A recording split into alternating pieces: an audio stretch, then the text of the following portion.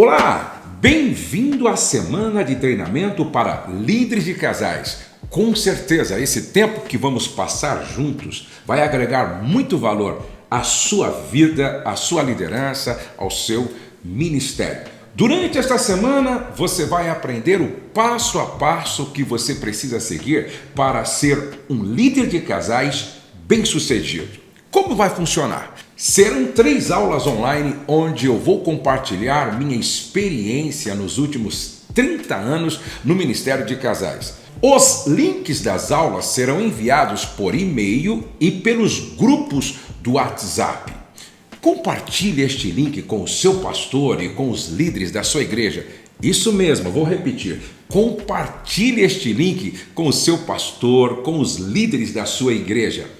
No final dessa aula, eu vou dizer como participar do sorteio do meu livro Casamento é uma Viagem para Toda a Vida. Vamos então para a nossa aula de hoje. O nosso ministério já chegou a receber em um mês 800 pedidos de ajuda de casais que estavam vivendo à beira de um colapso conjugal. Porém, esse número é apenas uma amostra de uma realidade gigantesca no Brasil, dentro e fora da igreja. Há pastores que com frequência recebem casais vivendo crises no casamento. Estes casais, quando não socorridos, eles terminam se divorciando. E muitas vezes os pastores não sabem como resolver essas demandas na vida dos casais. Uma outra realidade que com frequência eu vejo são líderes que, quando enfrentam uma crise no casamento, por não terem acesso a mentores capacitados com as ferramentas para resolver esse tipo de problema, acabam vencidos por uma crise e impactando toda a igreja. Nada é mais devastador para uma igreja do que o casamento de um pastor destruído pelo divórcio. Veja, eu lidero há 7 anos uma clínica de restauração de casamentos em Bragança Paulista. Uma boa parte dos casais que recebemos aqui na nossa clínica diz: na minha igreja não temos um ministério voltado para casais. Depois de passarmos por aqui e voltarmos para a nossa cidade, como podemos dar continuidade no processo de tratamento? Este é um sério problema. Ter um ministério forte, voltado para os casais na igreja, é decisivo, fundamental e urgente. Os casais precisam ter uma porta aberta dentro da sua comunidade, onde eles possam buscar ajuda específica para o seu problema. O IBGE registrou que o número de divórcio no Brasil cresceu 75% em 5 anos, e isso inclui o que acontece também na igreja. Com a pandemia, aflorou os problemas nos casamentos e nas famílias. Aumentou assustadoramente a violência contra mulheres e crianças, abuso infantil, pedidos de divórcio e o fim de muitas famílias. Gente, diante desta realidade, a pergunta que fica é: a igreja, como uma comunidade terapêutica, está preparada para atender essas demandas? O resultado desta crise que destrói casamentos e arruína famílias é a normalização do divórcio, o crescimento de jovens perdidos nas drogas, adolescentes grávidas, o aumento dos meninos e meninas fazendo a opção pela homossexualidade, homens viciados em pornografia, e a sociedade vai ficando cada vez mais adoecida. Ouçam-me, se a igreja, como a comunidade terapêutica, os pastores e líderes desta nação não tomarem uma posição, isso só vai piorar. Qual é a resposta que, como igreja, nós daremos a esta realidade? Existem pessoas que foram levantadas por Deus para mudar esta situação, e talvez você seja uma delas. Você não está aqui por acaso. Esse é o início de uma grande transformação e Deus está te capacitando, mas você precisa se comprometer de entrar nesta luta comigo. Veja, há mais de 30 anos, Deus me chamou para o ministério de casais e eu passei por todos os desafios que você está enfrentando neste momento. Muitas pessoas me perguntam, como o seu ministério começou? Eu sou filho de pastor e tenho um filho que é pastor. Desde a minha adolescência eu fui influenciado pelo ministério do meu pai. Eu aprendi a amar Jesus, ser apaixonado pela Bíblia, a palavra de Deus, e também reconhecer o valor e a importância da família. O meu pai foi uma inspiração para todos nós. Desde muito cedo, eu me dediquei a servir a Deus e sempre tive muito amor pelo ministério. Era como se eu tivesse a impressão de que Deus estava me chamando para algo muito específico e eu não sabia para quê e nem como. Isso iria acontecer no futuro. Sabe, outro dia alguém me perguntou, Josué, como você descobriu o seu chamado? Essa é uma pergunta importante. Veja, eu já cooperei em todos os departamentos da igreja, construção, limpeza, departamento infantil, adolescentes, jovens, escola dominical, teatro, assistência social, missões. Sabe o que eu aprendi com tudo isso? Você descobre o seu chamado trabalhando em todos os setores e ministérios da igreja. Vai chegar um momento que você dirá, abençoar famílias e aconselhar pessoas é o que mais me realiza e me dá prazer. Aí pode estar o seu chamado. Aí pode estar a sua vocação. Agora, o chamado está atrelado à sua vocação. Porém, alguém pode perguntar, o que é vocação, Josué? Vocação é aquilo para o qual você foi criado.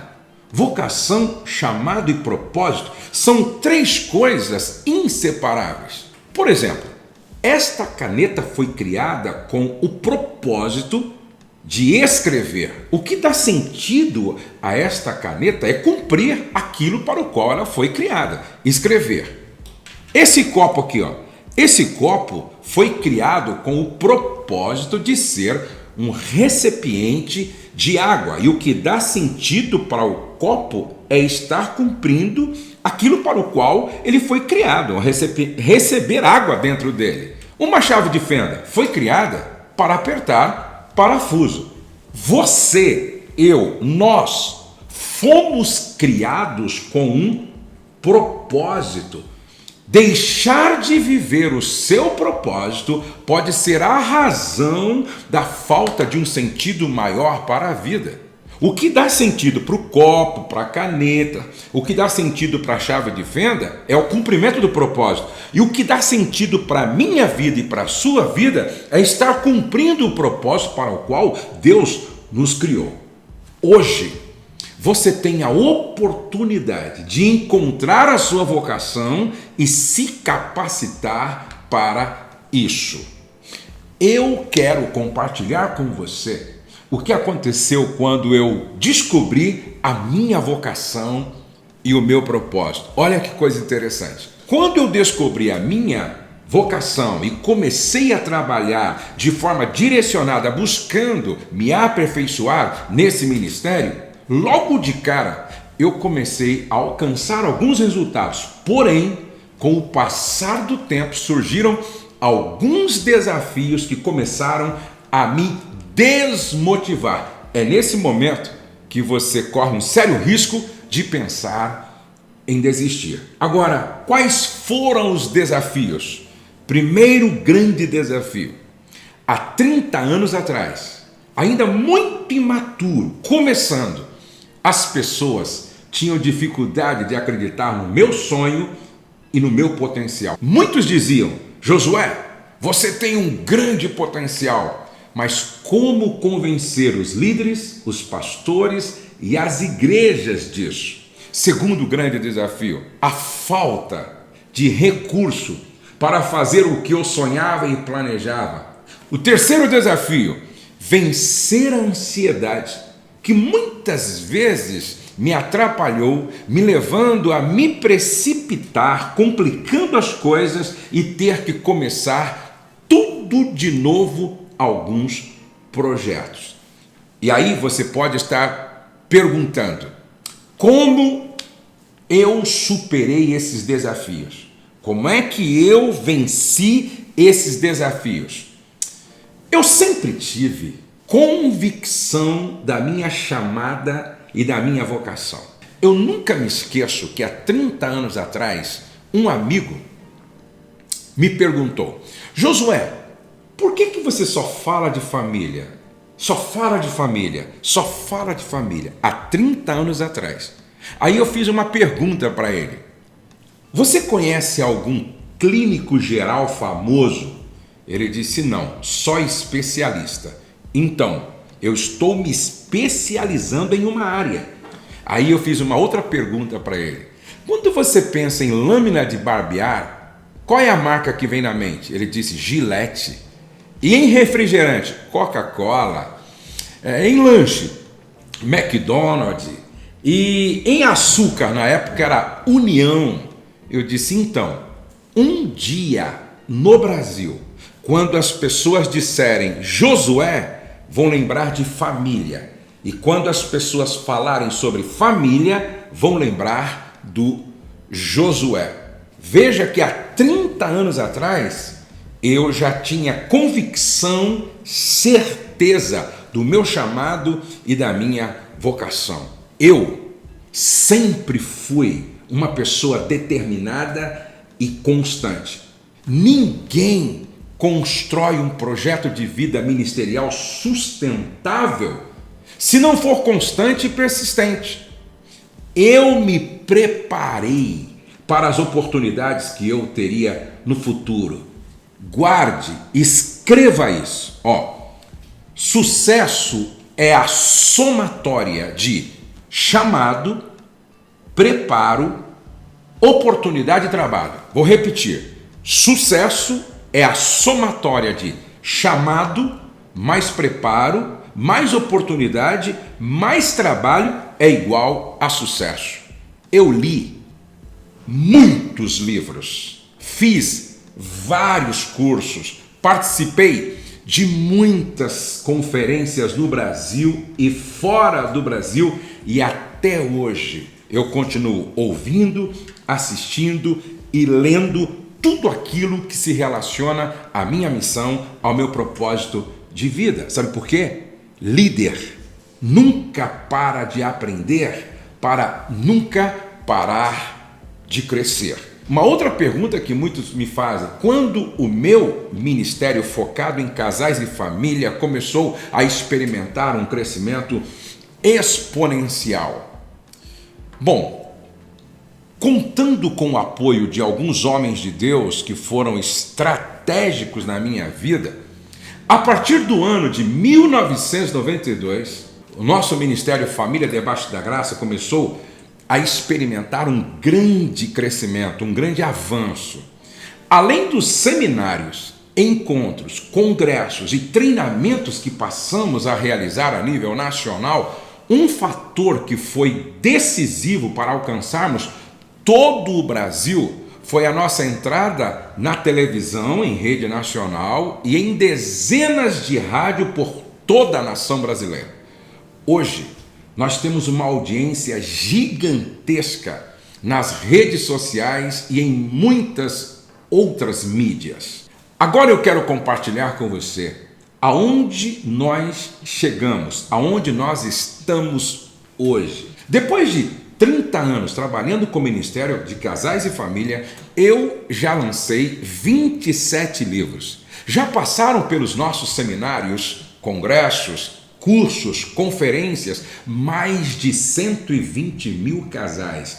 Através da conferência Pastor Discipulando Pastor, já mentoreamos mais de 5.000 pastores e líderes. A maioria das igrejas no Brasil e nos países de fala portuguesa usa os nossos cursos e as nossas ferramentas. Já alcançamos mais de 900.000 seguidores no Instagram, mais de 1 milhão de inscritos em nosso canal no YouTube. Nos vídeos que postamos no YouTube, já atingimos mais de 60 milhões de visualizações. Hoje, nós temos um trabalho para combater o divórcio no Brasil. Essa campanha já impactou e abençoou milhões de casais e famílias. Eu digo tudo isso sem me esquecer jamais que tudo é para o louvor e glória do nome do Senhor. Eu tenho uma boa notícia para você. Você também pode chegar lá, ou melhor, você pode ir mais longe ainda. O nosso objetivo é formar líderes que façam muito mais do que nós fizemos. Você está no caminho certo. Após passar por esse treinamento, você vai acessar ferramentas que vão alavancar o seu ministério. Então, vamos ao ponto. Agora, eu quero te ensinar 3 erros que os líderes cometem no Ministério de Casais que você não pode cometer. Quais são os 3 erros que muitos líderes cometem no Ministério de Casais? Número 1. Negligenciar o chamado de Deus para a sua vida. Vou repetir. Negligenciar o chamado de Deus para a sua vida. Eu estou lembrando de um pastor que foi dar uma palestra numa escola de futebol para garotinhos, para garotos. E na palestra ele fez uma pergunta. A bola do milésimo gol do Pelé é uma bola feliz ou triste? Um garoto respondeu: é uma bola muito triste. Como assim? Essa bola está lá no museu, todos que passam por lá admiram-na, dizendo: esta bola foi a bola do milésimo gol do Pelé. O garoto então concluiu o seu raciocínio. Sabe por que é uma bola triste? Porque a bola, ela não foi criada para ficar no museu. Este não é o propósito para qual a bola foi criada. Ela seria uma bola muito feliz se estivesse no campo sendo jogada pelos jogadores. Ela estaria cumprindo o propósito para o qual ela foi criada. Qual é a conclusão que nós chegamos com essa ilustração? Nós só temos prazer e alegria em viver quando estamos cumprindo a nossa vocação, o nosso chamado e a nossa missão. Preste atenção. Quando você negligencia o propósito para o qual Deus te chamou, você passa a viver com um vazio e a sua vida parece não fazer muito sentido, porque o que dá sentido à nossa vida é exatamente estar fazendo aquilo para o qual fomos chamados, vocacionados e é o nosso propósito de vida. Este é um erro que muitos líderes de casais cometem. O segundo erro que muitos líderes de casais cometem e você não pode cometer é não buscar ferramentas de capacitação e não ter mentores que te direcionam no caminho certo. É muito importante continuar investindo na capacitação. Eu costumo dizer sempre: líderes nunca param de aprender para nunca parar de crescer. Você precisa todos os dias estar buscando aprender para nunca parar de se desenvolver. Mentores. Como são importantes os mentores na nossa vida. Quem são os mentores? São aqueles mais experientes, que já chegaram aonde você deseja chegar e eles, com as orientações e instruções, facilitam a sua vida para chegar lá, porque eles conhecem bem o caminho que você não conhece. Eu quero lembrar algumas coisas importantes desse ponto aqui. Aqueles que se acham psicólogos e não são, eles não estão preparados. Gente, é muito perigoso uma pessoa despreparada começar a dar conselhos e orientação. Um outro ponto que você deve entender: só pessoas preparadas conseguem ter o discernimento no aconselhamento. Por exemplo, nem tudo é um problema físico, nem tudo é um problema psicológico e nem tudo é um problema espiritual. Quando você está lidando com pessoas que te buscam pedindo orientação, você precisa ter discernimento. O que é espiritual? O que é emocional? E o que é físico? Quando falta preparo, a pessoa começa a dar uma receita para o espírito quando o problema está na alma. Começa a dar uma receita para o corpo quando o problema está no espírito. Agora, pessoas devidamente treinadas, habilitadas, preparadas, elas conseguem ter discernimento quando o problema é físico, quando o problema é emocional e quando o problema é espiritual. E o terceiro e último erro que muitos líderes de casais cometem, e você não pode cometer: não ter estratégias para alavancar os resultados do ministério. Vou repetir: não ter estratégias para alavancar os resultados do ministério. Isso depende da visão que se tem do todo. Isso depende das estratégias de eventos. Isso depende das estratégias de captação de recursos, estratégias de divulgação, estratégias para formar novos líderes. Algumas pessoas que participam dos meus eventos, eu realizo 6 eventos nacionais todo ano. Algumas pessoas que se inscrevem para o nosso evento e chegam no evento e vê 750 casais e uma mega estrutura, pensam que isso é simples e automático e que não requer estratégias, planejamento inteligente. Se engana. Preste atenção: para você ter um ministério de casais e família muito bem sucedido, você precisa ter uma visão do todo, estratégias de evento, estratégia de captação de recursos, estratégia de divulgação, estratégia para formar novos líderes. É muito importante que você marque tudo aquilo que eu estou passando nesta primeira aula, a fim de você já começar a agregar valor à sua liderança e no seu ministério. Preste atenção: a próxima aula será liberada na quarta-feira, às 20 horas. Nela, você vai aprender as principais estratégias que você precisa seguir para alavancar os resultados do seu ministério de casais.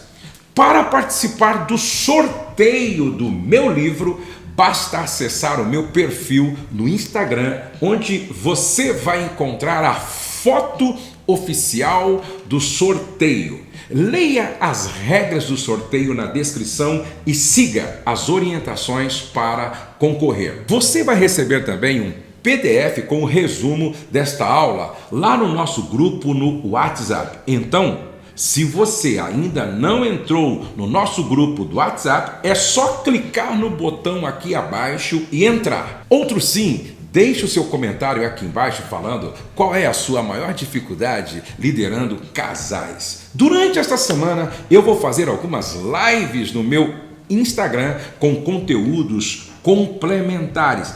Não perca, hein? Amanhã, às 21h57, eu vou estar ao vivo no Instagram.